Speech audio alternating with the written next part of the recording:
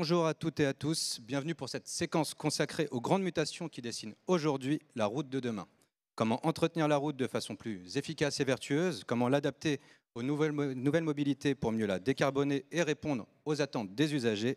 Pour tenter de répondre à ces questions et à bien d'autres encore, nous avons regroupé un panel de 4 spécialistes que vous découvrirez dans quelques minutes. Mais avant de les accueillir, nous accueillons un autre expert. Je vous propose d'accueillir en guise d'introduction un historien qui a fait de la route l'un de ses principaux objets d'étude pour mieux comprendre la place de la route, son rôle et peut-être les menaces qui planent sur son avenir. Merci d'accueillir Mathieu Flonneau, enseignant-chercheur à l'Université Paris 1 Panthéon-Sorbonne. Bonjour Mathieu. Donc avant de se... Bonjour Jérémy. Bonjour. Avant de se projeter dans l'avenir de la route, on va profiter de votre présence pour s'arrêter sur son rôle historique.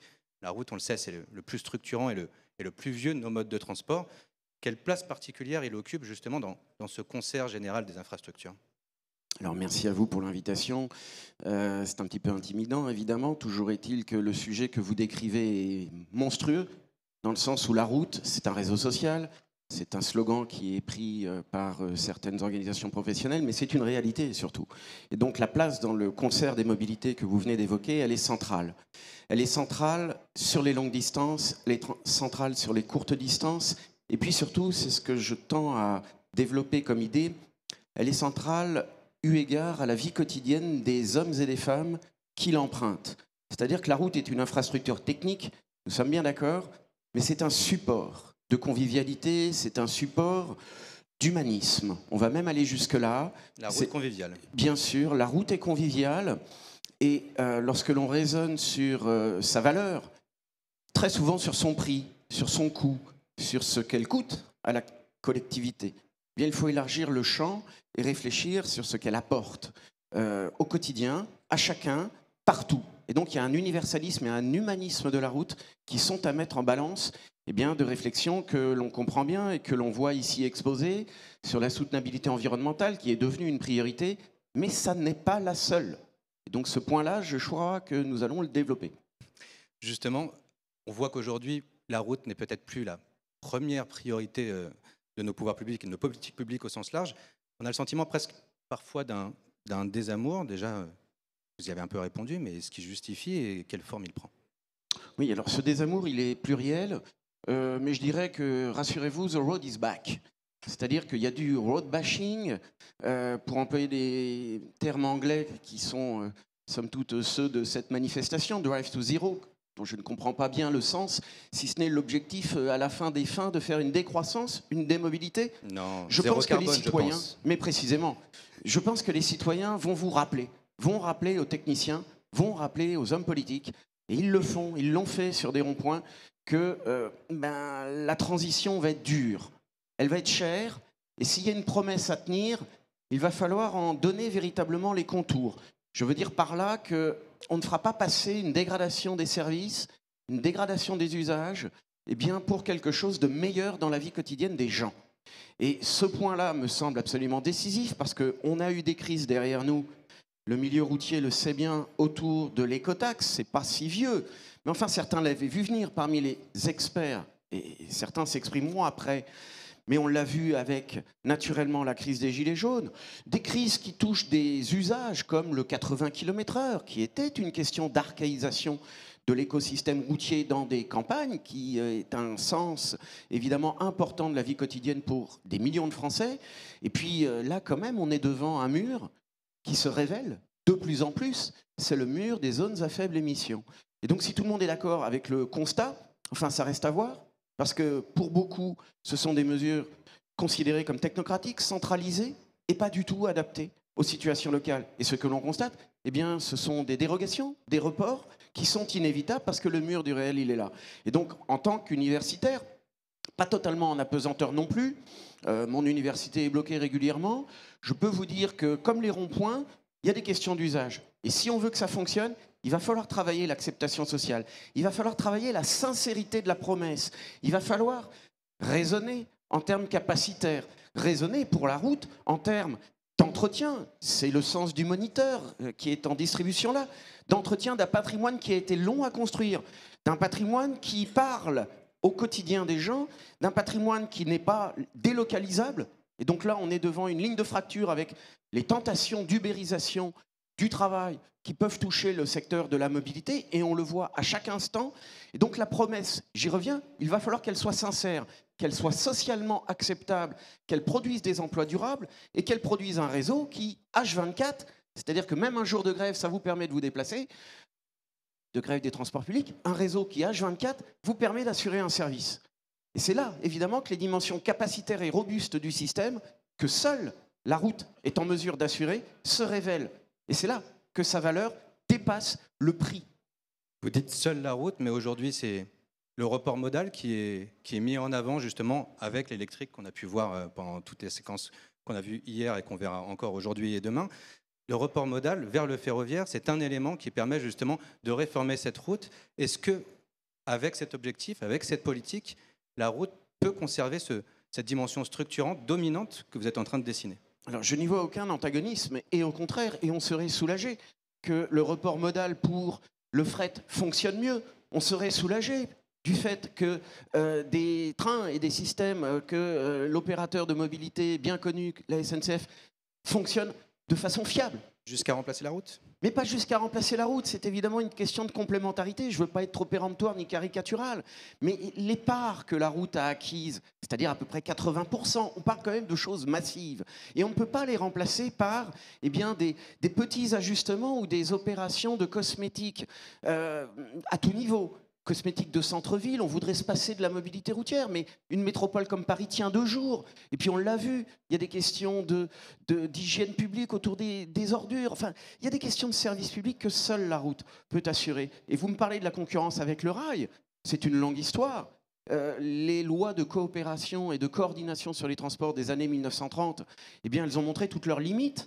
Et leurs limites, elles ont été pointées notamment par 1940, et une partie de la défaite, de l'étrange défaite française, s'explique par certains choix faits à cette époque. Donc on est quand même là sur des lignes de fracture dans la société que tout le monde perçoit bien, mais pour lesquelles la route doit être réinvestie positivement autour de valeurs, encore une fois, et pas simplement de prix en termes écologiques. Et là, et toutes les solutions, il y en a beaucoup, de décarbonation, d'amélioration, évidemment. J'ai écrit un ouvrage récemment sur les équipements de la route. Je vois les efforts d'une filière pour être plus verte, vertueuse, et pas simplement faire du greenwashing. On est dans une logique véritablement d'amélioration coordonnée. Et je n'oppose pas les modes. La route est une infrastructure qui peut supporter une collectivisation massive de ses usages. Des autocars, cela va être dit, mais évidemment, il y a une matière à collectiviser les usages de la route. Le covoiturage, des aides existent, enfin, on ne découvre Démultiplier pas. les usages sur la route, en somme. Bien sûr. Donc, une transformation à piloter, si je vous suis bien, une transformation importante qui va nécessiter de l'acceptabilité. Justement, vous êtes historien, je le rappelle. Est-ce que la route a déjà rencontré dans son histoire, dans sa longue histoire, des défis aussi importants? Est-ce qu'en fait, on est capable de le relever une fois de plus? Alors, il y a 2 points, et vous avez raison, là, le regard rétrospectif est absolument capital. Déjà, je ne crois pas à la décroissance et à la démobilité, sauf en temps de crise. On vit une crise. On l'a vécu pendant la crise épidémique de la Covid. Et là, on a eu une solution complexe pour la vie quotidienne, et je crois que ça ne laisse de bons souvenirs à personne. Donc, cette dimension de dégradation subie, volontaire, acceptée, je n'y crois pas. Le rationnement, qui est envisagé par certains, je n'y crois pas non plus, parce qu'il n'est pas compatible avec une société démocratique. Nous serions sous des cieux plus autoritaires, et quoi qu'on en dise, notre société ne l'est pas, ceci pourrait être envisagé. Mais je ne crois pas que l'on soit prêt à renoncer à ce degré de liberté. Et vous me demandez si, dans l'histoire, il y a eu des moments charnières, alors de contraction, je viens de les citer, les épidémies, les guerres, il n'y en a pas eu tant que cela au XXe siècle qui concernait la mobilité telle qu'on la connaît aujourd'hui, c'est-à-dire une mobilité décuplée. En revanche, ce que l'on a vu, c'est l'accélération. Et donc l'accélération, il y a 2 grands moments. Il y a le moment de la transition vers l'automobilisme au sens large, et je me définis comme un historien de l'automobilisme, c'est-à-dire de tous les usages de la motorisation, et la motorisation, ça concerne aussi les 2 roues, bien évidemment. Ceci, c'est le début du XXe siècle. Au-delà de la motorisation, la mobilité douce, vous parlez des différents supports de mobilité. Oui. Les mobilités sont mixtes, sont plurielles. On est bien d'accord. Néanmoins, il y a une question de moteur quand même. Parce que il va falloir renoncer beaucoup Jean-Marc Jancovici le dit avec beaucoup de talent, mais c'est-à-dire que nous vivons comme si nous avions 600 esclaves à notre disposition aujourd'hui en termes de capacité énergétique. Faut quand même réfléchir à cela. Et donc le second moment, en plus du début du XXe siècle, qui a été le grand changement et la grande adaptation réciproque des routes, des rues à l'automobile, et une automobile qui a été civilisée. Le code de la route dont on fête le centenaire, évidemment, est l'incarnation de cela. Mon dernier ouvrage est sur la sécurité routière, je le sais bien. Il s'agit de domestiquer, d'apprivoiser la conduite routière. Et on y arrive. C'est-à-dire que dans cet ouvrage, je vois depuis 50 ans les courbes de mortalité décliner naturellement. Et le second moment, eh bien, c'est le moment des Trente Glorieuses. Et donc les Trente Glorieuses, auxquelles beaucoup voudraient mettre des guillemets, elles étaient profondément inclusives, elles étaient profondément ouvertes sur une société qui était celle du plein emploi, là on est bien d'accord, qui était une société également d'ébriété énergétique, et là on a bien compris que c'était terminé, il va falloir reclasser les choses, mais c'était une société où le revenu moyen augmentait en permanence, et où il y avait probablement moins de passagers clandestins sur la route. C'est-à-dire que on était, mais oui, des passagers clandestins, c'est-à-dire des gens qui ne voient pas que la route doit être entretenue, qui ne voient pas que pour faire circuler et éventuellement exploiter des services, et on en voit beaucoup, eh bien il faut qu'il y ait une donnée de base, une infrastructure. Et cette infrastructure, elle est chère. Cette infrastructure, elle mérite d'être up-to-date, d'être adaptée aux technologies nouvelles. Et donc ce n'est pas du tout une position passéiste, mais c'est une position qui vise à intégrer de façon socialement acceptable. Donc je mets de côté l'ubérisation, on ne peut pas gagner sur tous les tableaux, et surtout qui vise à tenir la promesse d'une mobilité de plus en plus inclusive. Justement, vous ne donnons pas l'impression que vous êtes contre la réforme de la route, ça ne semble pas être le cas justement. La recette que vous pourriez donner aujourd'hui pour réussir, justement, on ne peut pas gagner sur tous les tableaux, mais au moins sur celui de la baisse des émissions, c'est d'ailleurs le sens de notre rencontre pendant 3 jours ici. Le mot le plus évident, dans un premier temps, c'est la collectivisation des usages. Mais une collectivisation qui soit désirable. Et une collectivisation imposée ne sera pas acceptée. Ensuite, il y a évidemment une réforme urbaine à accomplir. Et dans cette réforme urbaine à accomplir, il y a tous les tableaux à tenir. C'est-à-dire que la patrimonialisation de centre-ville, la cosmétique de centre-ville, les bullshit mobilities de centre-ville, et il y a eu un vote contre les trottinettes, me semble-t-il, eh bien, ne tiendront pas face aux besoins capacitaires. Vous mettez la trottinette dans le bullshit mobilities. Mais bien sûr. Enfin, développer. Il y a une question de soutenabilité également environnementale. Et je pense que les Parisiens ont témoigné là d'une grande sagesse. Que la mairie de Paris s'attribue cette grande sagesse, c'est un autre débat. Et donc peut-être, pour conclure notre échange, et pour avoir une vision un peu optimiste, quel serait le portrait robot de cette route du futur, de cette route qu'on doit attendre, qui pourrait nous permettre à la fois de réduire nos émissions et de satisfaire aux besoins de mobilité de tout un chacun et de cohésion des territoires? Alors je conteste le pessimisme parce que je pense qu'il faut revenir aux bases, revenir à la source, régénérer, comprendre. J'organise un colloque à Cerisy-la-Salle prochainement sur comprendre la route, les imaginaires, comprendre ces imaginaires qui sont ceux de la liberté, évidemment encadrés. Il faut être très responsable, et il faut que les deux fonctionnent ensemble. Mais ceci n'a rien de périmé, et je pense que précisément ce dont nos concitoyens sont demandeurs, c'est d'une vérité de la promesse, d'une sincérité de la promesse, d'une sincérité économique de la promesse, et deux, eh bien, d'un respect de cette liberté que la route historique a toujours incarnée et qu'elle continuera d'incarner. Merci Mathieu. Restez un petit peu avec nous. Est-ce que ces imaginaires, ces fantasmes, cette réalité, cette perception de la route infusent et suscitent des questions, des interrogations, des remarques, des commentaires dans l'assistance avant que nous recevions nos 4 autres spécialistes pour la table ronde? Oui, non, oui. Premier rang, madame. Je vais vous donner mon micro parce qu'apparemment on n'a pas de micro-salle. Une petite rectification. Donc Claude Rospard, Université Gustave Eiffel, plutôt infrastructure et moins historienne de la route. Je vis dans un habitat urbain du 19e siècle où tout se passe très très bien. J'ai une trottinette électrique. Donc je voulais juste rappeler que ce n'est pas les trottinettes électriques qui vont être interdites à Paris, mais c'est bien les locations à la demande des trottinettes électriques, notamment pour les touristes. Et ça, effectivement, on est tous conscients que c'est une nuisance. Par contre, la multimodalité, la capacité d'être venu ce matin en grève en trottinette électrique, j'ai mon casque, mon gilet jaune et mes gants. J'en ai une également. Qu'en pensez-vous ? Alors, après, ça ne résout pas la question des usages. Si vous roulez sur un trottoir, c'est évidemment un scandale. Si vous martyrisez le piéton, c'est évidemment un scandale. Donc, ce qui pose problème, c'est le free floating qui ne flotte pas, hein, parce que le free floating dans l'espace public, c'est un désastre esthétique également. Donc, vous avez une trottinette personnelle, c'est un autre problème. Toutes ces questions-là ne traitent pas, et effectivement, je partage votre précision plus qu'une rectification, mais ce qui a été interdit, c'est cela. Et donc, c'est aussi une ubérisation. Mais attention, j'étends le débat au vélo en flotte. Donc là, la question sera différente. Réponse satisfaisante. Une autre question, une autre interrogation? Eh bien alors, je vous permets de retrouver l'assistance et nous allons maintenant accueillir notre table ronde et nos 4 experts. Donc pour se répondre à cette question, comment entretenir, repenser et transformer les routes de demain? Et donc j'appelle à me rejoindre sur scène Bernard Salat, président de la Fédération des entreprises de travaux routiers ou Routes de France, Didier Collin, directeur général de l'Institut des routes, des rues et des infrastructures pour la mobilité, aussi appelé plus simplement IDRIM, Pascal Berthaud, directeur général du Centre d'études et d'expertise sur les risques, l'environnement, la mobilité et l'aménagement, ou CEREMA. Pascal, je vous en prie, prenez place.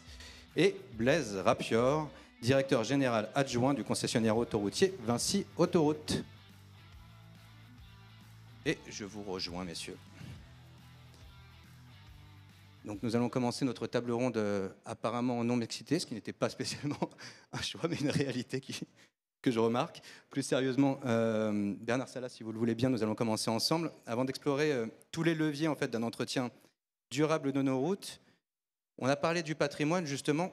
Quel en est son état réel aujourd'hui, à date, avant d'explorer la façon dont on peut justement mieux le gérer, le rendre à la fois plus efficace d'un point de vue opérationnel et plus efficace d'un point de vue environnemental?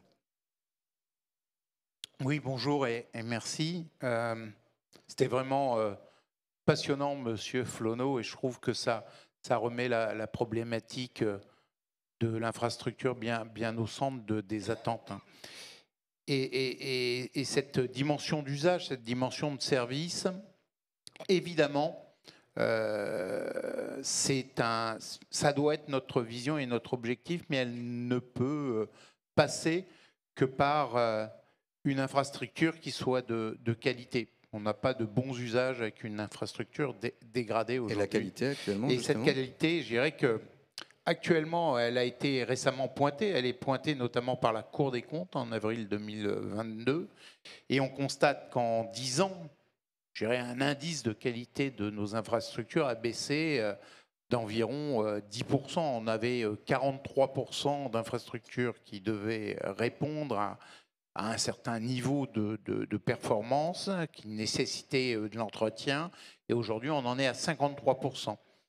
Un document publié tous les ans, qui est l'Observatoire national des routes, l'ONR, on en parlera, pointe aussi un renouvellement qui ne s'améliore pas. C'est-à-dire qu'on a un renouvellement de moins en moins fréquent et qui traduit un vieillissement de plus en plus fréquent et une accélération. Hein. On est asymptotique dans ce domaine-là.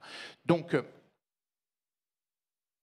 dans tous les domaines, on se rend compte que nos infrastructures, mais c'est vrai aussi pour le rail, hein, ça n'est pas que la route, hein, que nos infrastructures sont en dégradation. Et il faut prendre conscience que ce phénomène sera de type accélératoire. Hein. Moins on entretient, plus on ira vite vers une dégradation fatale. Et en plus, on mesure tout ça de moins en moins bien face à ce qu'on est capable de faire. Aujourd'hui, je crois que les départements déclarent qu'ils ne monitorent leurs infrastructures qu'à 40%. Et à 40%, dans les 40%, il n'y a qu'une part très faible d'un monitorage automatisé de précision. Ça reste beaucoup. Du doigt mouillé ? Du constat. Non, pas du doigt mouillé. Ça repose sur l'expérience de collaborateurs qui sont capables, par des constats visuels, de pouvoir tracer ce vieillissement. Mais on sait très bien que ces collaborateurs d'expérience, souvent des boomers, vont quitter le monde du travail. On va perdre dans cette capacité à mesurer. On ne mesurait que 40% et on perd dans la capacité de mesurer. Donc je ne vous dis pas les problèmes qu'on va connaître dans la vision que l'on aura de l'état de notre patrimoine. Justement, le thermomètre de ce vieillissement, ça a été cité brièvement, l'Observatoire national des routes. Didier Collin, justement, c'est l'IDRIM qui participe justement à la création de cet observatoire. Comment vous arrivez à objectiver ce vieillissement au-delà des chiffres qui ont pu être cités par Bernard Salat? Alors, merci. Peut-être juste 2 mots sur l'IDRIM pour présenter l'association. Donc, l'IDRIM, c'est une association partenariale qui regroupe l'ensemble des acteurs des infrastructures de mobilité, 5 collèges, les donneurs d'ordre, les entreprises, les maîtres d'œuvre, les organismes qui travaillent dans le domaine de la recherche et de la formation, et puis un certain nombre d'associations partenariales qui travaillent avec nous. Donc, en fait, on regroupe l'ensemble de l'écosystème. On existe depuis 2010. Et donc justement, l'Observatoire national de la route, c'est le constat qui a été fait dans les débuts de l'IDRIM, que vient d'évoquer Bernard, qu'on manquait d'un outil de mesure à la fois de l'état des routes et puis des moyens qu'on y consacrait. Et donc en 2016, on a décidé de mettre en place cet observatoire qui donc depuis maintenant 2017 produit un rapport annuel que vous pourrez consulter sur le site de l'IDRIM, puisque c'est un rapport qui est quand même assez dense, ça fait 90 pages, c'est rempli de chiffres, de graphiques, c'est un peu... voilà, il faut se plonger dedans, c'est difficile d'en faire une présentation à l'oral parce que c'est un peu indigeste, donc je vais quand même tenter de faire un petit résumé. L'objectif de cet observatoire, c'était justement, suite à ce constat, à la fois de partager les connaissances sur le réseau routier. Alors aujourd'hui, l'observatoire, il mesure les chaussées et les ouvrages d'art et les murs de soutènement. On a l'ambition à moyen terme d'aller au-delà, c'est-à-dire d'aller jusqu'aux équipements de la route, par exemple. Aujourd'hui, on est sur les routes et les ponts et les murs. Donc, à la fois évaluer l'efficacité des politiques techniques, et puis l'idée, c'est justement de trouver le juste équilibre des dépenses pour maintenir ou entretenir ce réseau, sans trop dépenser, mais surtout en évitant aussi que, et malheureusement c'est le constat qu'on fait aujourd'hui, que le sous-investissement chronique entraîne une dégradation qui, au bout d'un moment, devient tellement... C'est la notion de dette grise, je crois, que Blaise évoquera tout à l'heure, qu'au bout d'un moment, on arrive à un tel niveau de dégradation qu'il faut investir très très fortement pour revenir à un niveau satisfaisant. Donc l'objectif de l'Observatoire, c'était ça. Et identifier le juste à temps, en fait. Voilà, c'est ça. Et donc, à partir de ces mesures et de cet état, aussi donner un outil aux gestionnaires et notamment aux collectivités, puisqu'on va voir que la typologie du réseau aujourd'hui, c'est quand même à 95% géré par des collectivités, leur donner des outils justement à la fois d'abord de prise de conscience que la route c'est un patrimoine. Je crois que la valeur patrimoniale, alors je ne vais pas marcher sur les plates-bandes de Mathieu, moi qui parle à la fois d'une valeur sociale, mais la valeur financière du patrimoine routier français, je crois que c'est évalué à peu près à 2000 milliards d'euros. Et un patrimoine routier, comme un patrimoine immobilier, ça s'entretient, sinon il se dégrade. Donc vous imaginez, quelques pourcents de 2000 milliards d'euros, ça fait quand même un paquet d'argent à sortir tous les ans si on veut conserver cet état. Et donc, aujourd'hui, on se concentre sur identifier l'état du réseau, étudier les données disponibles et diffuser les connaissances. C'est ça les objectifs de l'Observatoire. Alors rapidement, parce que je ne veux pas vous noyer avec les chiffres, mais l'Observatoire, depuis 2017, la première édition du rapport, traite du réseau routier national non concédé, donc à peu près 10-11 000 km, du réseau départemental, qui représente en France 380 000 km, et on a aujourd'hui en gros une vision sur 60 à 70% de ce réseau, parce que l'Observatoire c'est une démarche volontaire, hein, donc les gestionnaires qui veulent répondre, y répondent, et ceux qui ne veulent pas parce qu'ils n'ont ni le temps ni les moyens, qui n'y voient pas l'intérêt, ne le font pas. Mais ça ne crée pas des biais justement, puisqu'au final, généralement, quand c'est les personnes les plus engagées qui répondent, on peut avoir un biais justement en termes d'engagement dans l'entretien? Alors, il y a un petit risque, et en effet, on constate que parmi les collectivités qui répondent, le taux d'engagement et le taux d'investissement est légèrement supérieur à la moyenne nationale. On a des chiffres nationaux très agrégés, qui sont en fait des chiffres qui viennent du ministère des Finances, où on peut identifier à l'échelle de la France, tout gestionnaire confondu, le niveau d'investissement, et on se rend compte qu'effectivement les collectivités qui répondent à l'enquête de l'ONR sont souvent un peu au-dessus de cette moyenne nationale.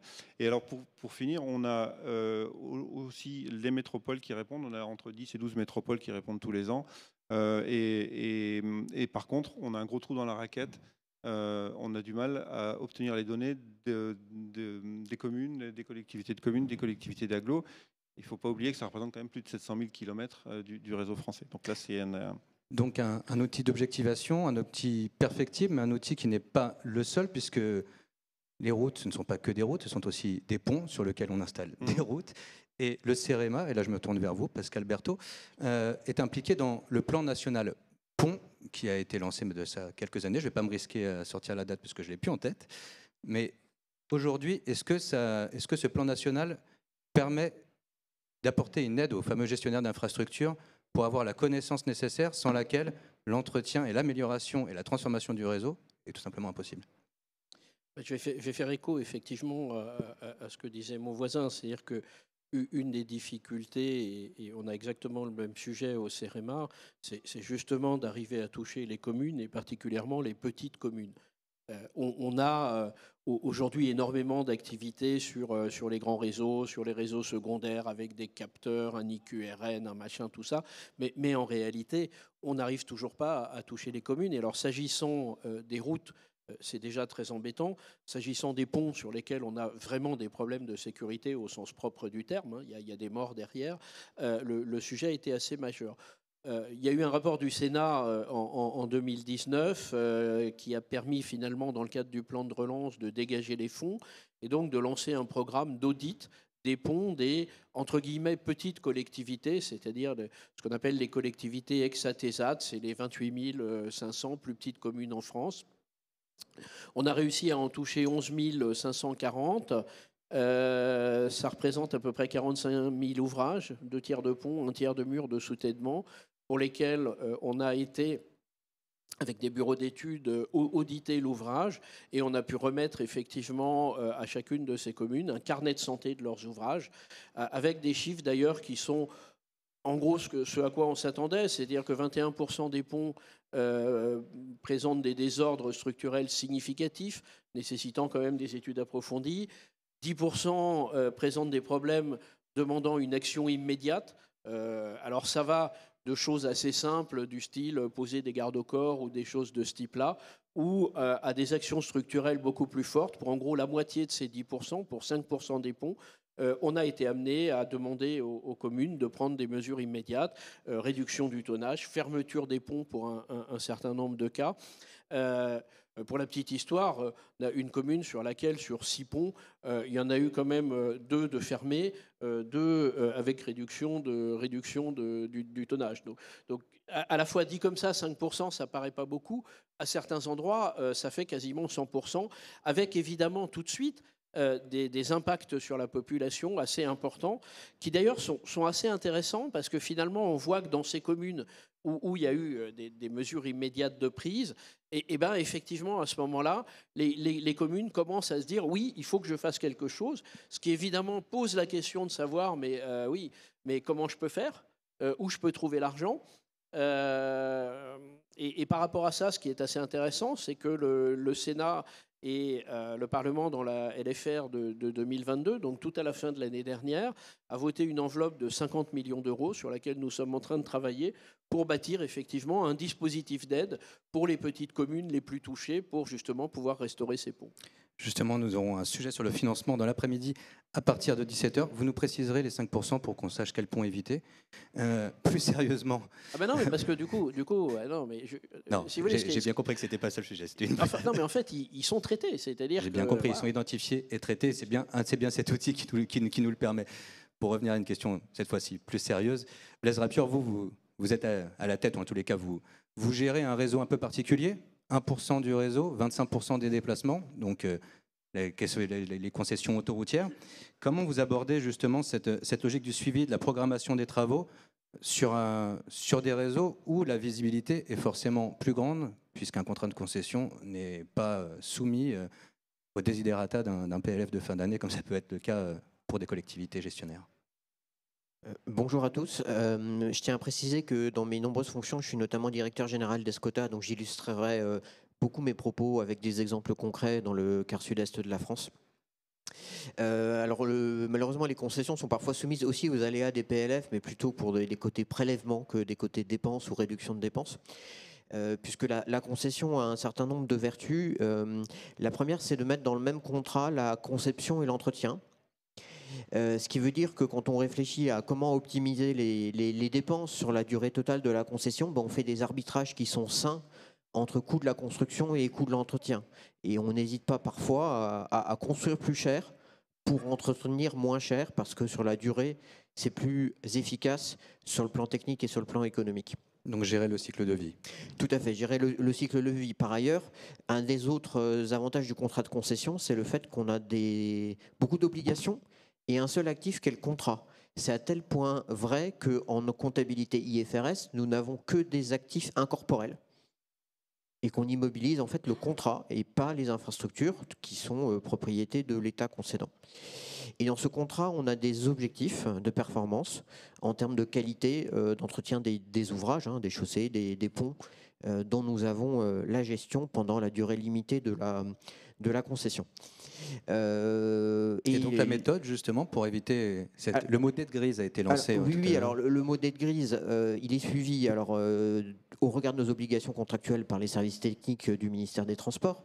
Et la première chose qu'il nous faut à tout prix éviter, c'est de perdre le thermomètre. Donc la dernière chose à faire, c'est de toucher au budget d'inspection des ouvrages. Il faut aller les voir tous les ans, de manière plus détaillée à des périodicités moindres, pour avoir une bonne vision de l'état de son patrimoine. Donc ça, c'est vraiment la première chose à faire. La seconde chose à faire, c'est de se projeter dans le temps long pour concevoir ces politiques d'entretien. Et sur un petit réseau comme celui d'Escota, 471 km, ça fait moins de 5% du réseau autoroutier français. J'ai tout de même plus de 900 ouvrages d'art de franchissement, plusieurs centaines d'ouvrages de soutènement ou de grands ouvrages en terre, et plusieurs dizaines de milliers de petits talus qui présentent tous des nécessités d'inspection et d'entretien. Donc, allez voir et être en capacité, en analysant les rapports d'inspection, de prioriser ces dépenses d'entretien. Les prioriser, mais aussi savoir choisir le bon moment pour intervenir. Pour prendre un exemple concret, on a un certain nombre d'ouvrages de traversée de l'autoroute, des ouvrages hydrauliques qui sont constitués de buses métalliques. Une buse métallique, ça s'use par corrosion de la partie basse. Donc il faut aller voir régulièrement l'état de la partie basse. Intervenir trop tôt quand on voit un début de corrosion, c'est pas forcément efficace. Il y a deux techniques, soit on rechemise la buse, soit on coule un radier en béton. Intervenir trop tôt, ça n'a pas de sens. Et intervenir quand la corrosion est telle que l'ouvrage menace de ruine, c'est qu'on intervient trop tard. Donc il faut être dans le suivi continu de ces ouvrages et savoir choisir le bon moment pour intervenir et pas se retrouver à reconstruire l'autoroute et donc à constituer une dette grise et avoir in fine des dépenses qui soient supérieures à ce qu'aurait permis un entretien réalisé juste au bon moment.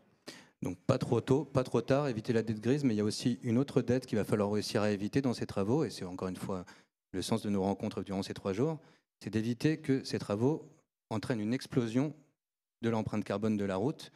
Est-ce qu'on a des techniques, est-ce qu'on a des méthodes aujourd'hui, Bernard Salat, pour éviter justement cette explosion de l'empreinte carbone? Et déjà, qu'est-ce qu'elle peut représenter aussi? Parce qu'on parle souvent de l'empreinte carbone des usages, c'est le gros de l'empreinte carbone de la route, mais il y a aussi quelque chose à voir aussi au niveau des travaux. Déjà, la question, c'est de savoir est-ce qu'il va y avoir explosion ou pas.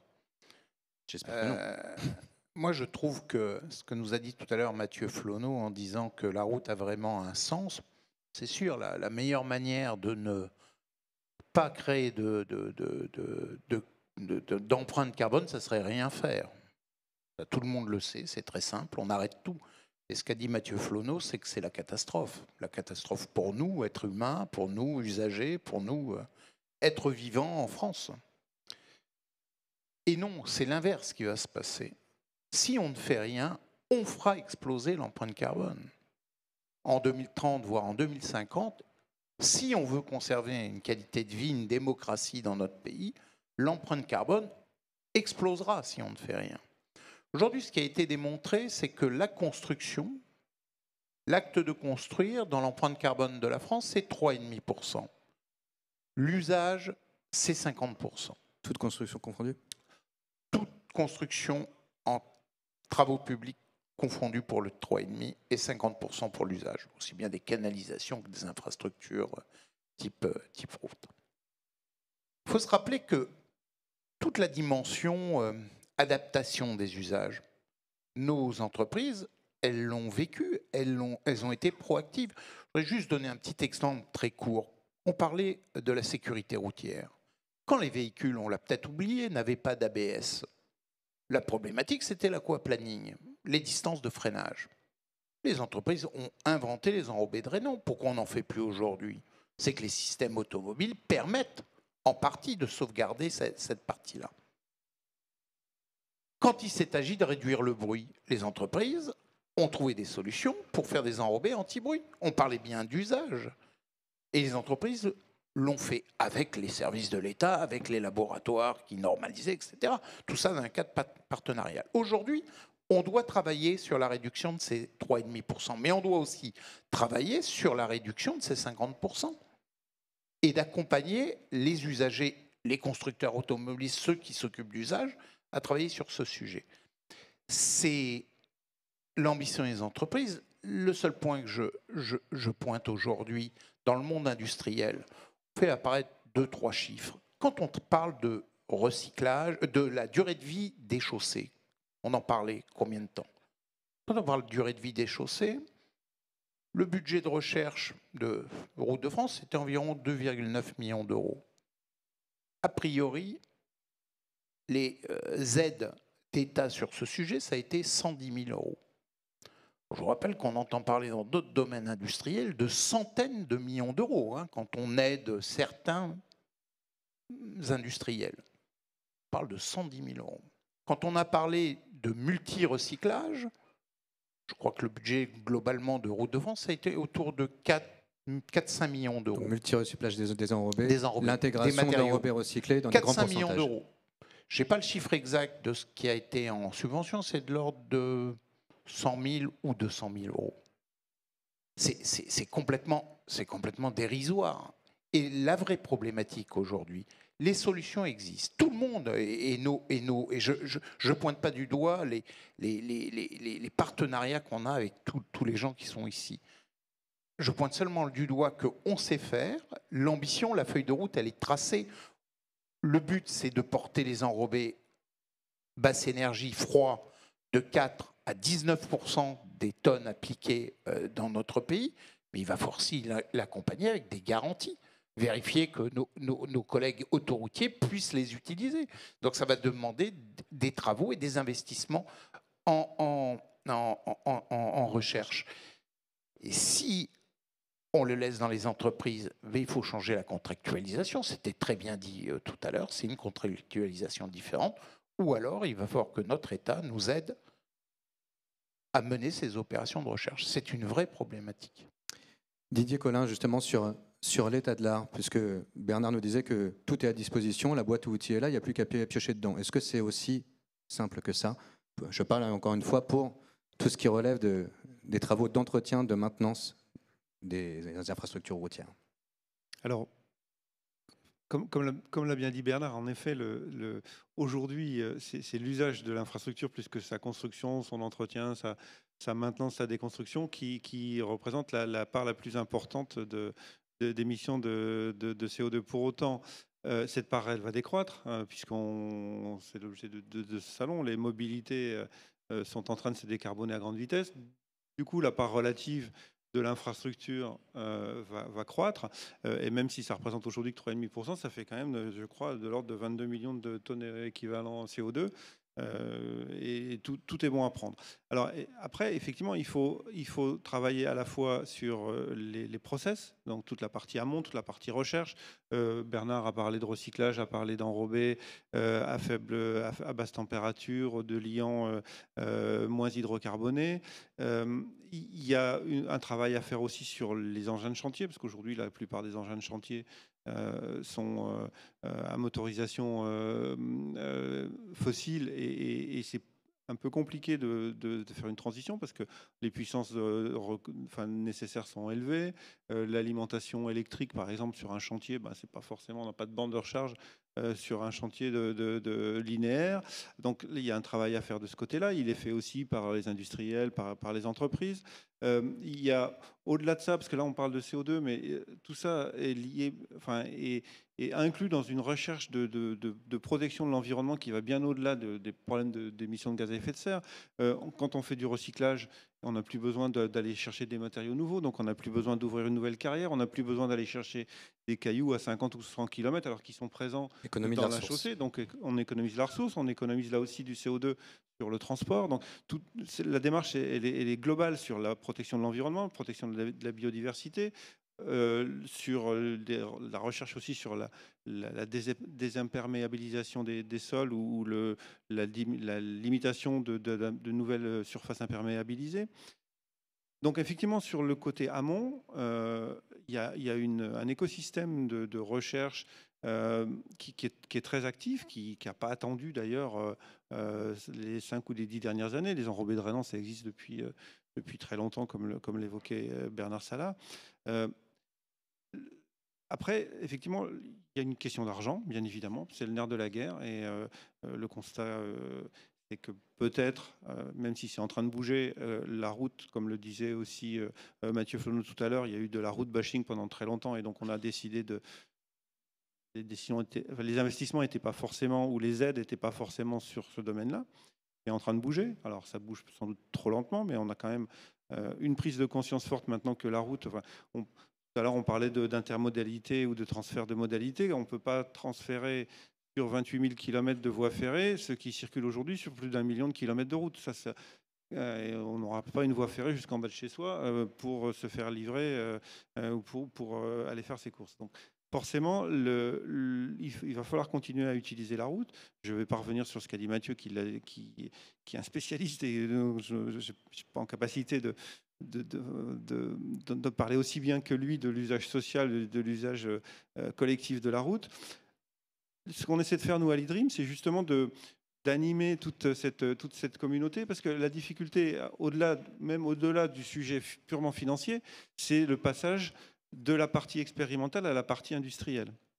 Il y a dans les courbes d'un processus qui passe de la partie recherche, expérimentation à l'industrialisation, il y a une espèce de canyon de la mort, comme on dit, où en fait on perd énormément, voilà, des choses qui ne passent pas le cap de l'industrialisation. Donc ce qu'on fait nous à l'IDRIM avec l'ensemble de l'écosystème, c'est favoriser la recherche, travailler aussi sur les compétences.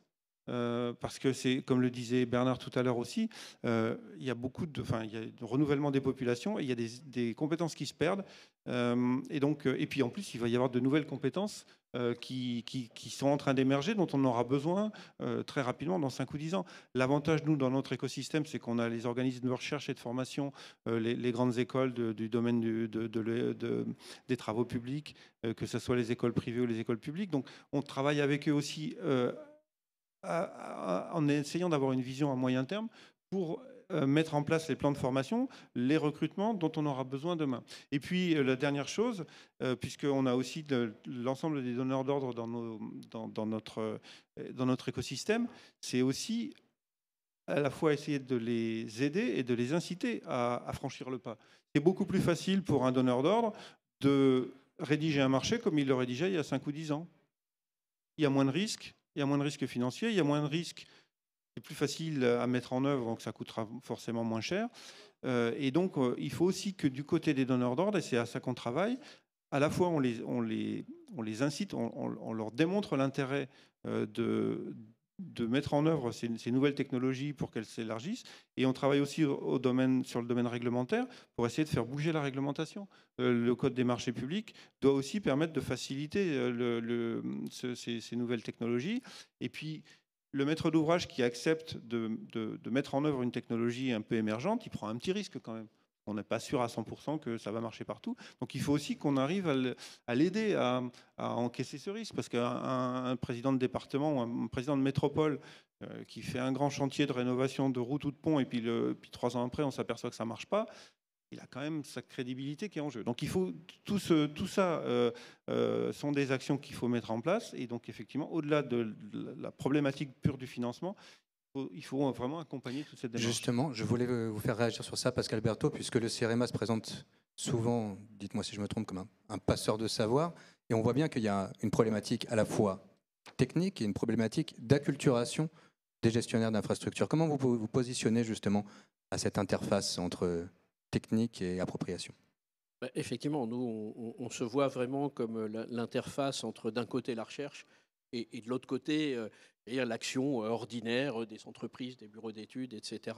Ce qui nous amène à travailler beaucoup sur les questions d'innovation, sur les questions de diffusion des savoirs et sur les questions de mise en application. Sur les questions d'innovation, je vais me permettre une réponse à mon ami Bernard. Moi, je fais comme vous le constat qu'effectivement, pour l'instant, peu de crédits sont affectés à ces sujets-là. Mais par contre, c'est secret pour personne, moi je ne viens pas du domaine routier. J'ai travaillé dans d'autres domaines, dans l'environnement, dans le machin, etc. Et je pense qu'il y a une révolution à faire au sein des acteurs du domaine routier qui est j'allais dire, excusez-moi, mais de rentrer dans le jeu, de rentrer, alors j'allais dire rentrer dans la norme, ce n'est pas forcément le mot, mais c'est vrai qu'aujourd'hui, il n'y a jamais eu autant d'argent sur ces sujets-là en France. Il y a des appels à projets en permanence, de l'ADEME, de machin, de ci, de ça. Et c'est vrai que le domaine routier a plutôt vécu sa vie un peu indépendamment. Moi, je me rappelle, il y a 20 ans, et patron de boîte de BTP, il me disait, mais nous, la recherche, on l'a fait sur le chantier, sur le terrain, etc. Sauf que le modèle dominant, ce n'est pas celui-là. C'est pas celui-là, et à force d'être à côté du domaine dominant, au moment où il y a de l'argent, on n'arrive pas à le prendre. Et donc, moi, c'est vraiment un appel très fort aux entreprises du BTP. Bâtissons des projets pour les faire rentrer effectivement dans les circuits qui vont bien. Nous, on est Institut Carnot, par exemple. Institut Carnot, c'est fait pour faire de la recherche en partenariat industriel. On pourrait décupler ce qu'on fait avec les entreprises, sauf que pour l'instant, on n'a pas vraiment beaucoup de répondants, etc., etc. Donc vraiment, si j'ai un message, c'est qu'à un moment, moi, je partage totalement le constat. La solution, elle est vraiment de bâtir des projets pour se mettre dans le moule. Je suis un peu désolé, mais dans le moule de aujourd'hui, ce qui sort, et là où il y a l'argent, et je vous garantis que de l'argent, il n'y en a jamais autant eu. Enfin, ça coule à flot. Faut appeler un chat quand même. Sur ces questions de décarbonation, le gouvernement a vraiment mis le paquet. Simplement, à un moment, si on ne se met pas dans le moule, si on ne répond pas aux appels à projets, si on ne fait pas attention à être dans les critères qui sont attendus, effectivement, on n'a pas beaucoup d'argent. Donc voilà. Donc justement, on va peut-être en profiter justement pour faire rebondir les personnes concernées. C'était un peu le coup de gueule en retour. J'ai vu, Blaise Rapierre, que vous faisiez une moue lorsqu'on a évoqué le fait que l'expérimentation, l'innovation en temps réel sur le chantier, et on découvre ce qu'on découvre. Avant de voir justement ce que vous mettez en place sur le réseau dont vous avez la charge, peut-être une réponse à Pascal Berthaud. Non, mais en réaction, enfin, je suis d'accord avec 99% de ce qui a été dit. Il y a un exemple intéressant à regarder, c'est l'Amérique du Nord, notamment les États-Unis. Les États-Unis ont construit leurs grandes infrastructures routières pendant le New Deal, les années 30, et nous, c'est post-Seconde Guerre mondiale. Donc on a 20 ans de retard, et leurs ouvrages sont 20 ans plus vieux que les nôtres, en moyenne. Et ils sont face à une problématique d'investissement massif sur la route que nous-mêmes allons rencontrer dans une décennie. Et je pense qu'il ne faudra pas rater cette marche-là pour le sujet qu'on évoquait tout à l'heure, c'est-à-dire la sécurité de nos concitoyens, mais aussi pour l'impact sur l'environnement. Nous, en tant que maître d'ouvrage, on essaie de monter des partenariats avec nos entreprises fournisseurs, qui sont pour beaucoup adhérentes de l'URF, pour réaliser des tests grandeur nature sur les chantiers. Parce qu'on pense que effectivement les solutions sont là. Alors, pour prendre un exemple un peu ancien des enrobés phoniques, moi j'ai sur mon réseau Escota qui est très urbain, chaque fois que je rénove les chaussées, que je vais annoncer ça au maire, que j'invite à venir visiter le chantier de nuit, sa première question c'est est-ce que l'enrobé est l'enrobé phonique. Donc il y a beaucoup d'élus locaux qui ont compris que ça apportait des bénéfices pour leurs concitoyens. Pour revenir sur le sujet des expérimentations à grande échelle, on voit des technologies effectivement apparaître qui semblent être les bonnes solutions pour l'avenir. La question étant celle du passage à l'échelle. Grosso modo, pour faire très simple, les ouvrages qu'on gère, ils sont faits de béton, d'acier et d'enrobé. Sur le béton, on voit apparaître des bétons bas carbone et ultra bas carbone, avec des filières un peu différentes, des filières traditionnelles. Donc ça peut apporter d'ores et déjà des solutions concrètes sur des chantiers. Il y a une vraie question qui sera celle du passage à l'échelle industrielle et globale de ces filières nouvelles pour être en capacité de fournir un jour tous les chantiers sur le territoire national. Du côté de l'acier, il y a sans doute la filière hydrogène qui aura un rôle important à jouer dans la fabrication des aciers. Donc là aussi, c'est des technologies qui sont naissantes avec des enjeux de passage à l'ère industrielle. Et du côté des enrobés, il y a deux axes sur lesquels on a travaillé. Il y a un axe qui est le recyclage et un axe qui est celui du carbone. L'axe du recyclage, il est important parce qu'on croit à l'économie circulaire d'abord, mais il est aussi important parce que l'accès à la ressource neuve en granulat est de plus en plus complexe. C'est de plus en plus difficile d'ouvrir une carrière neuve en France. Et donc tous les matériaux qui sont des matériaux qu'on retire des infrastructures routières sont des matériaux qui doivent être valorisés. On a fait un chantier expérimental sur l'autoroute A10 près de Bordeaux on a visé du 100% recyclage. Donc on a appris énormément de choses avec l'entreprise partenaire qui a réalisé ce chantier-là.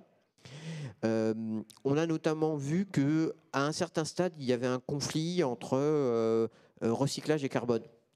Parce que on est très exigeant sur autoroute dans les matériaux qu'on emploie. Donc il faut qu'on retire la totalité des enrobés des granulats qui sont retirés de la route. Et ça amène à devoir chauffer à des très hautes températures. Et donc l'optimum est sans doute pas d'aller vers du 100% de recyclage en place, mais vers du 100% recyclé au global, en réutilisant une partie des matériaux qu'on retire dans d'autres chantiers locaux qui ont des spécifications techniques en termes d'exigence de qualité de granulats qui sont moindres.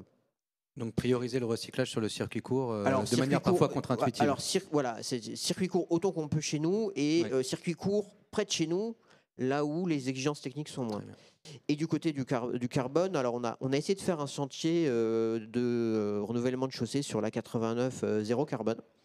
Donc là aussi, on a une entreprise partenaire qui est adhérente à l'URF, qui a accepté de se prêter au jeu et de supporter une partie des surcoûts. La première chose qu'on a regardée, en fait, et ça a été une excellente surprise, c'est le fait qu'en fait, on pouvait faire des économies en pensant au carbone. En pensant à réduire les carbones, on s'est rendu compte qu'il y avait un impact non négligeable du chantier qui était lié aux rotations des poids lourds qui amènent les enrobés sur le site où on les met en œuvre. Et il se trouve qu'en fait, en repensant ces circuits-là, on faisait des circuits plus courts, donc on émettait moins de CO2 et on avait une entreprise qui faisait des économies de carburant dans ces poids lourds. Et la deuxième technique qu'on a mise en œuvre, c'est le recours à des carburants de synthèse pour chauffer les enrobés. Puisque sur nos grands chantiers, aujourd'hui, les techniques tièdes ne sont pas matures pour qu'on puisse les utiliser. Étant donné les roulements qu'il va y avoir sur vos infrastructures, c'est ça ? Tout à fait. Donc aujourd'hui, les techniques tièdes, on essaie de les utiliser pour des réparations ponctuelles. Et elles sont pertinentes dans ce cadre-là sur autoroute. En revanche, aujourd'hui, les exigences de qualité qu'on a sur les couches de roulement ne permettent pas d'utiliser ce type de technique dans leur état de réalisation sur de grandes surfaces.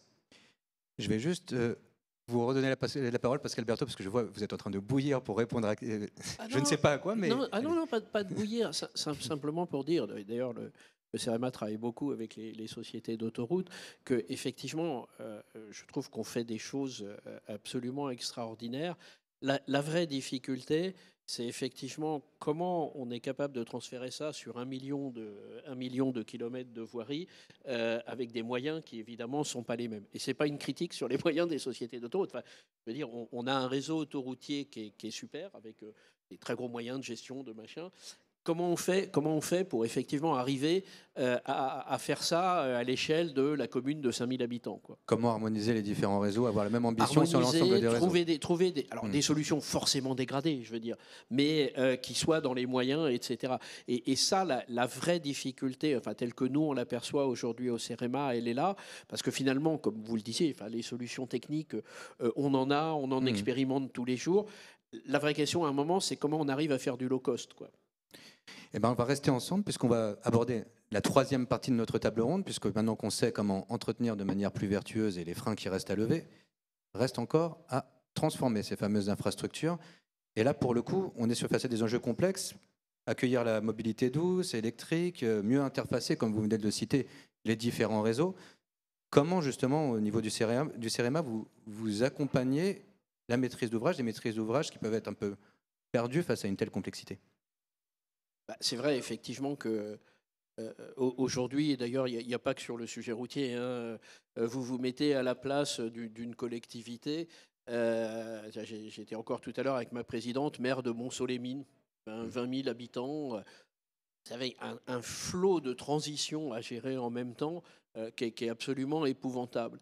Donc l'idée d'abord, c'est qu'effectivement, nous, ce qu'on essaye de faire sur les collectivités qu'on assiste, c'est d'abord de penser les infrastructures de transport en les intégrant d'abord à des réflexions générales sur l'aménagement du territoire. Et je crois qu'on ne peut pas traiter les routes indépendamment du reste. Ça part d'abord d'une réflexion globale sur l'aménagement du territoire, de la commune, de l'interco. À travers ça, une réflexion globale sur les transports et à travers la réflexion sur les transports, une réflexion sur les routes. Nous, on essaye de beaucoup promouvoir la gestion intégrée des patrimoines d'infrastructures parce que justement, on se rend compte que jusqu'à présent, chaque collectivité avait plutôt tendance à gérer les problèmes les uns après les autres, les uns à côté des autres. Et évidemment, tout ça fait des coûts qui s'additionnent, alors qu'en réalité, en gérant ça de façon intégrée, on arrive déjà à optimiser les investissements et à optimiser la facture. Ça permet également de concilier les enjeux de long terme et de court terme, de traiter du pluridisciplinaire. Et puis en matière de mobilité, c'est effectivement de travailler sur les infrastructures pour justement faire en sorte qu'elles puissent servir à la fois à la marche et au vélo, également au transport collectif, au covoiturage, ce qui impose d'ailleurs de repenser assez complètement l'usage de la route et donc de fait le partage de la route. Il y avait la question tout à l'heure sur les trottinettes était intéressante. En réalité, derrière la question sur les trottinettes, c'est vraiment la question du partage de l'infrastructure. On travaille beaucoup là-dessus d'ailleurs au CEREMA, avec des questions qui ne sont pas piquées des verres, parce qu'on a à traiter des enjeux qui sont parfois complètement contradictoires. Donc voilà, nous on essaye effectivement d'assister les communes là-dedans.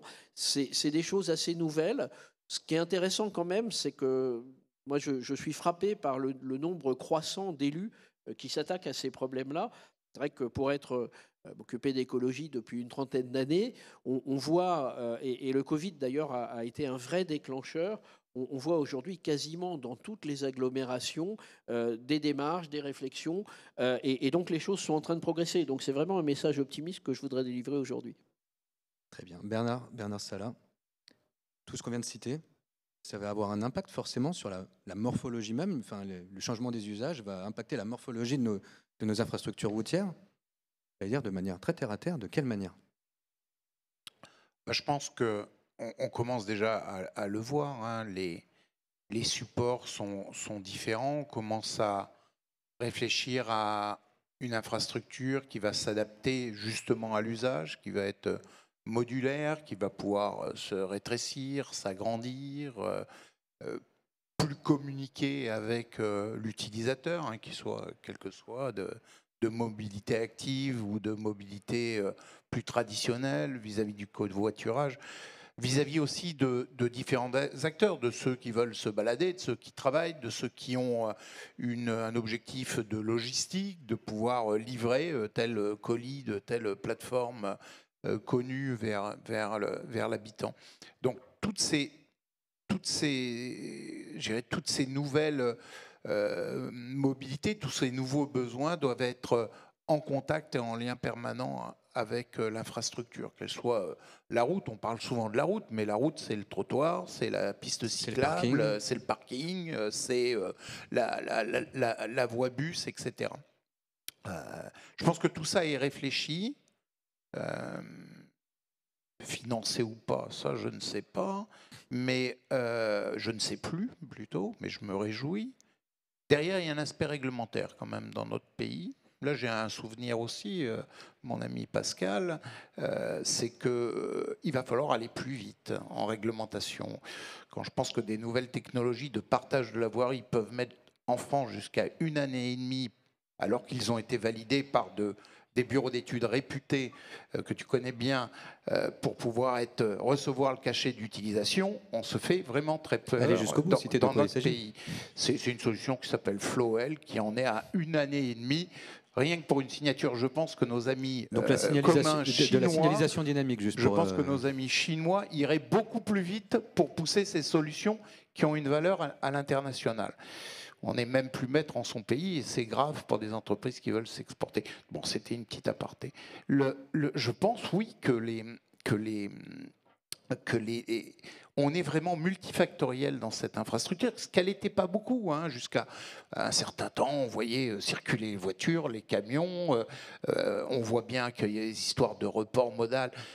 Il ne faut pas non plus opposer l'infrastructure de mobilité, qu'elle soit autoroutière, départementale, urbaine, rurale, avec le train, avec la voie ferrée ou avec d'autres transports collectifs.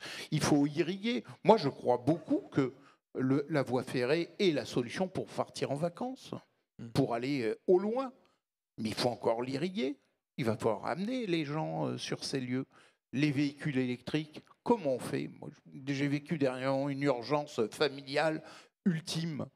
Ma voiture est à 10% de charge, je veux faire 70 km, je fais comment? Une borne de recharge rapide, Bernard. Je fais comment? Non, mais c'est délirant, quoi. Il faut accepter une demi-heure de retard à ce moment qui n'en souffrirait pas normalement. Donc, on est face à des problèmes qu'on évoquait tout à l'heure, qui sont graves. Et cet aspect multifactoriel, moi, j'aurais fait un dernier petit détour, justement parce qu'hier, au BIMworld, on a parlé de jumeaux numériques. Il y a une entreprise parmi nos adhérents qui a été primée pour le meilleur jumeau numérique. Cet aspect multifactoriel doit s'appuyer sur la donnée, sur le traitement et l'utilisation de la donnée. Et là, on a aussi tous énormément de retard vis-à-vis de l'écologie, vis-à-vis de l'impact. C'est des process complexes quand on commence à parler de biodiversité, d'écoulement de l'eau, de faune, de flore, de mobilité, d'êtres humains qui vont aller d'un point A à un point B. On a un retard énorme dans ce domaine-là pour pouvoir aller vers la numérisation de nos infras. Donc la mutation, elle va être physique, on va la voir avec des nouveaux systèmes, des nouvelles personnes qui se déplacent différemment. Le code de la route, je suis plus sûr qu'il ait vraiment une utilité dans tout ce délire-là. De toute façon, plus personne s'en occupe, semble-t-il. Enfin, je ne parle pas des gendarmes, je parle des usagers. Et ensuite, il y a tout cet aspect numérique autour de ça sur lequel on doit tourner. Et les deux sont en lien pour créer l'usage. Blaise, souvent on dit que l'autoroute est un peu un laboratoire à grande échelle pour justement espérer faire le passage à l'échelle sur tout un tas de technologies, de nouveaux usages. Comment ça se traduit tout ce qu'on vient de dire sur votre réseau? Alors la data, oui, mais la data, elle est rien sans l'infrastructure, parce que si l'infrastructure ne permet pas des usages que la data peut offrir, elle n'y répondra pas. Donc il faut vraiment que les deux soient coordonnés. Moi, je trouve que sur tous ces sujets de transition, de transformation de l'infrastructure, on fait affaire à des problématiques de gouvernance, alors à différents niveaux en fonction des sujets. Nous, on a travaillé un grand plan de décarbonation de l'autoroute qui est en 5 piliers. Alors, il y a un 5e petit pilier qui traite plutôt de résilience, et je crois qu'on en parle tout à l'heure, donc je vais le réserver pour la suite. Mais je vais parler des 4 premiers. Le premier des piliers, c'est de mieux utiliser l'infrastructure routière et autoroutière, c'est-à-dire de mettre plus de monde dans moins de véhicules. Et là, on a déjà les outils et ils nous sont notamment fournis par le CEREMA, dont nous utilisons au quotidien les guides et les méthodes de calcul pour savoir si on peut mettre une voie réservée pour des bus, comment la concevoir, ou savoir si une voie réservée pour le covoiturage est pertinente en approche de telle ou telle agglomération. Ça nécessite, me semble-t-il, de concevoir des infrastructures qui permettent d'utiliser les différents modes de transport qui sont complémentaires, mais les utiliser chacun dans leur domaine de pertinence. Quand on habite en très grande banlieue, on a besoin de sa voiture pour se rapprocher du centre-ville. En revanche, on doit pouvoir laisser sa voiture pour basculer facilement sur un mode de transport en commun dès qu'on se rapproche d'un centre plus dense. Ça veut dire quoi? Ça veut dire qu'il nous faut des parkings de covoiturage, il nous faut des plateformes multimodales et il nous faut la data qui nous dit à quelle heure passe le bus, parce que ça détermine l'heure à laquelle on part en voiture. Donc ça, c'est un premier axe qui est très important. Et là, les solutions existent et il faut y aller. C'est prêt, on sait faire, il faut y aller. Mais c'est au pouvoir public de décider là-dessus. Il y a un deuxième volet qui est l'accueil des motorisations décarbonées. Alors, il y a une technologie qui a gagné du côté du VL, c'est le véhicule électrique à batterie. Donc là, il faut qu'on déploie des bornes de recharge ultra rapides. C'est une transformation profonde pour nous de nos aires de service. Alors aujourd'hui, on est en train d'achever une première phase de déploiement avec 6 à 12 bornes par aire de service. À l'horizon de 2035, il en faudra 10 fois plus. On sera plutôt sur 60 bornes sur l'aire moyenne. Une aire moyenne aujourd'hui sur nos réseaux, c'est 110 places. Donc aujourd'hui, quand vous arrivez sur une aire de service, vous cherchez les places avec une borne. Dans 10 ans, vous chercherez les places sans borne. Ça peut donner le vertige. Aux mêmes horizons, on a certaines grandes aires de la vallée du Rhône qui auront besoin d'une puissance d'alimentation pour satisfaire la demande le premier week-end d'août qui est équivalente à celle de l'aéroport d'Orly. Donc il y a une transformation qui est nécessaire et qui nécessite de travailler ensemble avec les énergéticiens. Donc là, on voit qu'on a un problème de gouvernance. Pour revenir au sujet des questions de plateforme multimodale, ces plateformes, elles fonctionnent s'il y a un service de transport en commun qui s'y insère. Donc ça veut dire travailler avec les AOM. Il y a des endroits où les AOM ont la bonne maille géographique. Et là, je vais reprendre 2 exemples sur le réseau Escota. La métropole Aix-Marseille-Provence, elle a la bonne maille géographique pour concevoir un système intermodal. Et on travaille avec elle à des projets à la fois de voies réservées et de pôles d'échange multimodaux pour basculer de voitures sur du transport en commun routier. À l'autre extrémité de mon modeste réseau Escota, j'ai la métropole de Nice, qui a de nombreuses communes de montagne et qui est sur un axe nord-sud. Et si vous regardez le département des Alpes-Maritimes, toutes les intercos sont organisées suivant des axes nord-sud. Manque de chance, depuis les années 1860, l'arrivée du train, et les années 50, l'arrivée de l'autoroute, en fait, l'essentiel des déplacements, ils sont est-ouest. Donc moi, quand je parle à un élu niçois de ces 30 000 concitoyens qui tous les matins vont travailler à Sophia Antipolis, son regard s'éteint parce que c'est plus chez lui. Et tout ça, et pour y aller en transport en commun, il faut qu'il prenne un car qui est mis en service par la région, qui est basée à Marseille, voilà, et pour laquelle Nice est parfois un peu loin. Donc on a à certains endroits des vrais sujets de gouvernance parce qu'on n'a pas la bonne maille des acteurs. À d'autres endroits, la maille est bonne et ça marche. Par contre, Blaise, vous êtes obligé de me couper. Je vais obligé de vous couper parce qu'il nous reste plus que 5 minutes et je voudrais quand même garder aussi 2-3 minutes pour justement prendre des questions de la salle. Je voulais revenir justement sur tout ce qui vient d'être dit. Électromobilité, on aurait pu aussi parler de l'automatisation, la numérisation, la gestion des flux, en somme, des flux de circulation. Comment on perçoit tout ça à l'IDRIM? Et vous allez pouvoir enchaîner aussi sur une autre question, c'est comment aussi ces mutations doivent s'associer avec l'adaptabilité du réseau en lui-même au changement climatique, ce qui permettra aussi à Blaise de compléter son propos en bout de chaîne. Ok, alors je vais être assez rapide là, sur les sujets d'adaptation, de multimodalité, etc., parce que ça a été déjà largement développé. Je pense que peut-être pour faire un focus sur l'électromobilité, comme ça a été dit, c'est un sujet qui dépasse très largement la question du gestionnaire, mais qui embarque tout un tas d'un écosystème qui n'est pas toujours très cohérent dans sa démarche. Hein. Il faut que...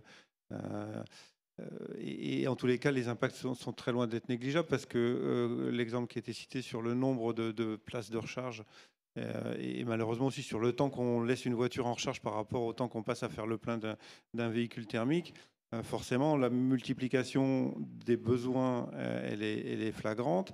Ça veut dire la multiplication aussi des espaces, la multiplication, enfin, une vraie réflexion sur la façon d'alimenter en ressources. Est-ce qu'on dimensionne l'aire de la vallée du Rhône pour le week-end de chassé-croisé juillet-août et le reste de l'année, il y a les 3/4 des places qui ne seront pas utilisées ou pas? Ça veut dire qu'il y a aussi un travail à faire sur la façon d'accompagner les gens dans leur mobilité, dans leurs besoins. Aujourd'hui, on fabrique des voitures électriques pour lesquelles il y a la course à l'autonomie et donc du fait, on balade au quotidien des centaines de kilos de batteries qui nous servent 2 week-ends par an. C'est pas très sobre, même si ça émet moins de CO2 qu'une voiture thermique. Donc il y a tout un travail là-dessus. Et puis, comme l'a dit aussi Pascal, le laboratoire de l'autoroute avec à la fois les moyens, le trafic concerné n'est pas forcément transposable pour tous les gestionnaires, et notamment pour les petits gestionnaires qui ont d'autres problématiques au quotidien que de réfléchir à ce genre de questions.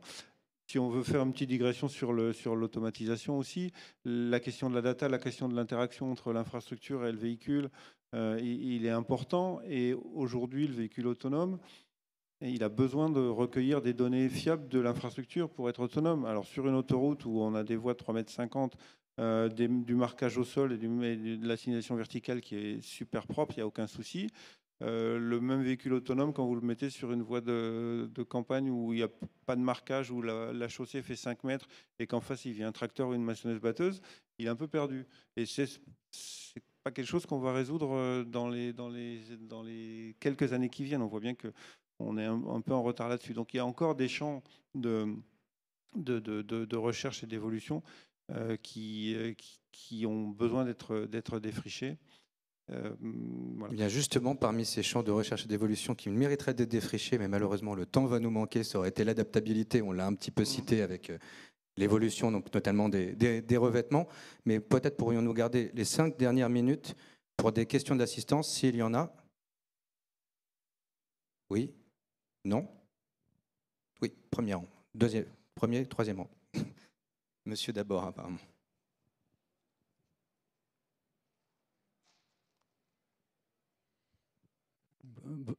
Bonjour, Eric Constançou, département de Lot-Garonne, direction des routes. Je voulais, on a beaucoup parlé des collectivités, il n'y en avait pas à la table ronde, je voulais juste apporter un éclairage du ressenti des collectivités sur tout ce qui a été dit, qui est très, très, très vrai. Je remercie l'ensemble des participants à cette table ronde pour avoir apporté ces éclairages.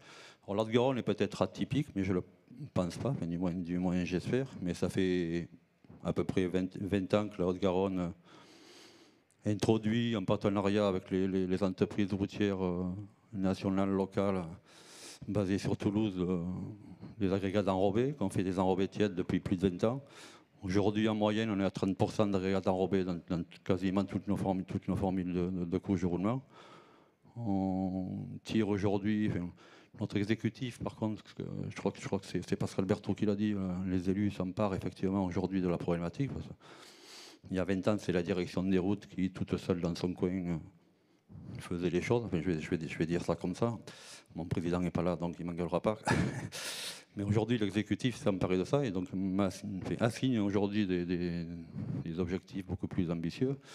Et voilà, aujourd'hui, on a signé le pacte d'engagement des acteurs de l'infrastructure de mobilité. Didier n'en a pas parlé, mais il aurait pu, parce que c'est les DREAM qui animent tout ça avec le CEREMA.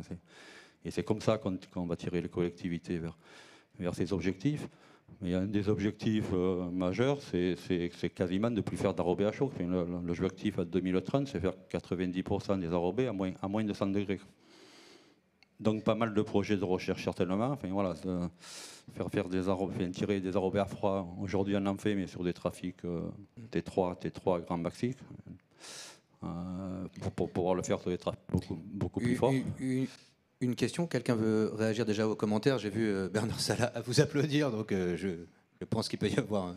Non, mais je crois que c'était dit, il y a une limitation, enfin pas une limitation, je pense. Aujourd'hui, il y a des limites techniques, mais qu'on doit surpasser. Justement, le but de la recherche, c'est les surpasser. Alors, bien au moins l'idée de dire si elles sont surpassables ou pas surpassables, enfin, c'est pas très français tout ça, mais je pense qu'on doit aller vers des solutions décarbonées pour les enrobés. Alors, ça peut être des enrobés à chaud avec des énergies décarbonées. Il va en exister, je pense que c'est pas pour 2030, peut-être pour 2050, avec de nouveaux systèmes de chauffe. Tous nos adhérents réfléchissent à ça. Mais en attendant, il y a des enrobés froids. Et il reste quand même, je ne sais plus, il y avait un article, je ne sais plus si c'est dans le Figaro, et récemment, je crois qu'on a quand même une potentialité en France d'appliquer des enrobés à chaud sur des surfaces. 40% des surfaces seraient presque éligibles, hein, enfin, en réfléchissant. Je ne sais pas que ça va être le cas demain matin. Mais on a du progrès à faire au lieu de faire des enrobés à froid sur 40% restants, pardon, je dis une erreur, et on a un moyen de progresser. C'est important, et je pense que, évidemment, et vous le dites, vous l'avez pointé, à la rigueur, les entreprises de recherche, les organismes, agences d'État, organismes, bureaux d'études, contrôlent, valident, voient et les maîtres d'ouvrage, la gouvernance, le politique pousse, tracte tout ça. Et je crois que ça a toujours marché comme ça, notre domaine. Donc je pense qu'on a été fort parce que ça doit marcher comme ça. Et que pour moi, ça doit continuer. Mais le politique doit tracter tout ça et prendre en compte l'infrastructure comme un élément de croissance du pays. Et dernier point, je terminerai par une petite question à Pascal Berthaud. Il a été évoqué très peu ce que j'appelle l'évolution des outils numériques pour pouvoir entretenir au bon moment une route. Donc aujourd'hui, nous on utilise beaucoup l'intelligence artificielle. On est rentré dans des appels à projets pilotés par le CEREMA, GRES, enfin, gestion des réseaux secondaires, GRD. Voilà, on est en train de définir des indicateurs justement de suivi de ce que j'appelle la qualité du patrimoine. Voilà, aujourd'hui, moi, je pousse le CEREMA, le local ou les équipes du CEREMA à aller plus loin et à engager un travail avec les partenaires privés, parce que le CEREMA tout seul, pour avoir connu le CEREMA il y a quelques années, il y avait quand même beaucoup plus de personnel. Aujourd'hui, on sent bien que c'est en peine. Voilà. Il y a peut-être beaucoup d'argent, mais il y a quand même beaucoup de moins de matière grise. On ne va juste pas digresser sur les effectifs du CEREMA. Pascal Berthaud. Non, peut-être deux choses. D'abord, effectivement, pour dire que, et simplement rappeler une évidence, c'est que il y a à peu près 10 000 km d'autoroutes en France, il y a à peu près 10 000 km de routes nationales et il y a à peu près 1 million de kilomètres de routes gérées par les collectivités locales. Et donc, il est indispensable que, effectivement, la réflexion globale se fasse avec les collectivités locales. Juste simplement pour dire qu'au CEREMA, on y croit tellement qu'en fait, on a changé les statuts du CEREMA, que les collectivités locales peuvent et ont adhéré au CEREMA pour vraiment faire un bloc, si j'ose dire. C'est essentiel. Alors, effectivement, je crois que sur le fond, vous avez complètement raison. Même si on a à peu près stoppé la décrue des effectifs, même si on espère arriver à remonter un petit peu, de toute façon, ce n'est pas à l'échelle. Et de toute façon, on ne réussira que si on arrive à se grouper tous, à la fois avec, et évidemment, les équipes dans les collectivités, les équipes de l'État, les entreprises privées et le CEREMA qui, nous, notre rôle, c'est un petit peu d'être l'expert, effectivement, l'animateur. On a des équipes de recherche aussi, mais voilà, on ne fera rien tout seul. En tout cas, nous, on le vit complètement comme ça. Et c'est vrai que on espère beaucoup d'ailleurs de la réforme de notre gouvernance avec l'entrée des collectivités pour arriver justement à bâtir des programmes. Encore une fois, je maintiens qu'aujourd'hui, sur tous ces sujets de transition écologique, d'adaptation au changement climatique, ce n'est pas l'argent qui manque. Par contre, c'est comment on se structure pour aller le chercher, comment on bâtit des projets communs, etc. Ça, oui, particulièrement dans le domaine routier, on est en retard. Mais en même temps, mettons-nous autour de la table, bâtissons les choses et allons-y. Parce que franchement, moi, en 35 ans de carrière, c'est quand même la première fois que je vois ça. Globalement, du fric, il y en a, quoi. Après, il faut s'organiser pour aller le capter, ça c'est sûr. Et moi, j'ai un dernier projet commun à vous proposer, parce qu'effectivement, on est en retard. C'est prendre la dernière question. Question brève et réponse brève, s'il vous plaît. Bonjour, merci pour cette conférence. J'avais deux petites questions qui sont liées. En fait, la route, c'est un ruban noir. Le noir absorbe la chaleur et la retransmet également. Quelles sont les pistes de travail en fait là-dessus pour réduire ce retour de chaleur en fait? Et d'un autre côté, absorption de la chaleur, d'un point de vue usage, finalement, c'est un coefficient de frottement qui augmente. Donc la consommation des véhicules qui l'empruntent qui augmente également, potentiellement. Quelles sont les voies de travail également à ce sujet? Donc, enrobé clair et friction, qui veut aussi coller. Sur le premier point, parce que sur le deuxième, je ne suis pas suffisamment pointu techniquement pour L'enjeu, répondre. c'est de répondre en 2 minutes. Je suis désolé, Ouais. Didier. Alors, il y a effectivement Ou un 5. travail, notamment dans le milieu urbain, sur la réduction des îlots de chaleur en milieu urbain, et donc un travail sur les enrobés. En revanche, en contrepartie, l'intérêt aussi, c'est que cette chaleur, on peut la capter et la stocker. Donc il y a aussi des travaux sur ce qu'on appelle la route à énergie positive, qui capte cette chaleur et qui la retransmet un peu comme une grosse pompe à chaleur. soit pour chauffer des bâtiments, soit éventuellement pour déneiger ou dégivrer certaines chaussées par moment. Je sais pas si... Non, mais les bâtiments attenant à la barrière de péage de Saint-Arnaud sont chauffés par l'énergie captée par la chaussée à côté. C'est la solution. La question que vous posez, elle repose sur l'albédo. Bon, en campagne, honnêtement, l'albédo en soi, c'est quand même pas un vecteur de réchauffement climatique. En ville, c'est un autre problème parce que c'est plutôt sur le confort en milieu urbain. Et ça, les îlots de chaleur urbains y répondent. C'est important et c'est un point essentiel que vous soulevez.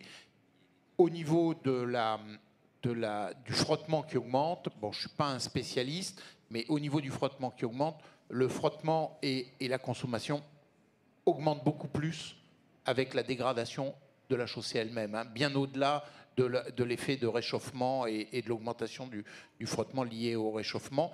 Mais il y a des solutions. Alors aujourd'hui onéreuses, hein, des liants clairs avec des granulats plutôt locaux qu'il faut essayer de trouver. C'est pas le cas partout sur la planète ou dans toutes les régions. Des granulats clairs, hein, on peut passer pour les spécialistes d'un albédo qui est de l'ordre de, je crois que c'est 0,05 pour la route, à des albédos qui sont plutôt de 0,30 ou 0,35. Je crois que c'est dans ce sens-là.